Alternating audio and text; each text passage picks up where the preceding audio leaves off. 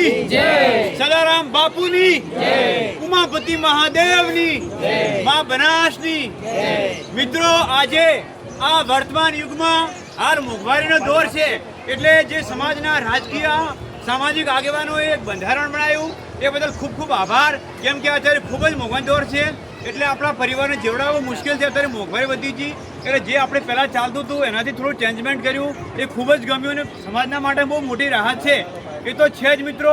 અને એમનો ખૂબ ખૂબ આભાર માનીએ છીએ અને આપ સૌનો આભાર માનીએ કે બંધારણનું પાલન થયું છે સમાજમાં, એ મોટી વાત છે, તો એમનો ખૂબ ખૂબ આભાર। સાથી મિત્રો, આ પરિવારને જીવતો રહેવા માટે આપણું મા બનાસના વીરપુત્રો ગ્રુપ, જેમને એમના પરિવાર અમારા ફોજી સાહેબ, વિષ્ણુજી તથા ભૂપતજી સાહેબ, રેમાજી સાહેબ અને હું અહીંયા ઓલ ઉપસ્થિત મહેમાન જે અમારા ગ્રુપ મેમ્બર્સ, અમે સૌ એક સંદેશ લઈને આવ્યા છીએ કે દીકરીને લગ્નની ભેટમાં 2 વાસણ ઓછા આપો પણ 2 વૃક્ષ આપો, જેથી જીવવા માટે એના પરિવારને જળ ફળ અને પ્રાણવાયુ મળી રહે।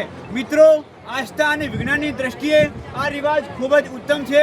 મિત્રો, આજથી 2-4-5 દાયકાઓ પહેલાં અહીંનું ભૌગોલિક સ્થિતિ ખૂબ સારી હતી, એટલે આપણે દીકરીઓને દહેજમાં ખાલી પેટી પટારા કે પલંગ આપતા હતા અને વૃક્ષનું મહત્વ નહોતું સમજતા, પણ ગઢિયા મિત્રો જરૂર સમજતા હતા, ક્યારે શેઢાનું ઝાડ કાપતા નહીં।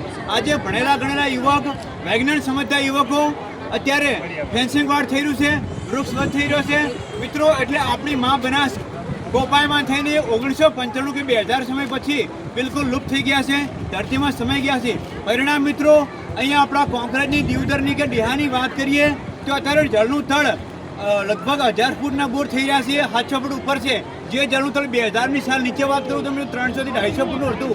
આ તો મિત્રો પાણીની વાત છે, પણ મિત્રો અત્યારે ખૂબ જ પ્રમાણમાં આપણી માનવ સમાજ વધી રહી છે, પ્લસ વાહન વધી રહ્યું છે, ફેક્ટરીઓ કારખાના વધી રહ્યા છે અને આપણે વૃક્ષ ઓછું થઈ રહ્યું છે।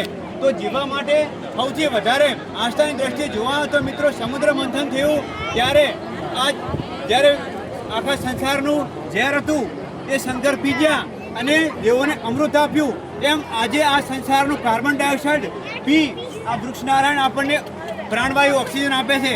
માટે વૃક્ષ હશે તો જ આપણો પરિવાર હશે, પર્યાવરણ હશે તો આપણો પરિવાર હશે। બીજું કે જ્યારે આપણે આ દીકરી આજે લગ્ન કર્યા 5-7 વર્ષ પછી એમનું પાણી આવશે, એમને ખાવા માટે ફળ તો જોઈએ। ઘણા લોકો આપણે રસ્તામાંથી બજારમાંથી ફળ લાવીએ, એમાં કેમિકલ હોય છે, રસાયણ હોય છે, પણ મિત્રો આપણા ઘરનું ફળ હોતું નથી। તો દીકરીને સારા ક્વોલિટીના ફળ આપીએ, જેથી એમના ઘરે પાણી અને ખાવા માટે ફળ મળી રહે અને ફળ ખાય, જે કુરકુરિયા, ચિપ્સ, ચોકલેટ, કેક આ બધું ખાઈને આપણું શરીર બગડે, અસ્ફૂટ નહીં થાય। જે બાંધો સાહેબનો હતો એ બાંધો આજના બાળકો નથી।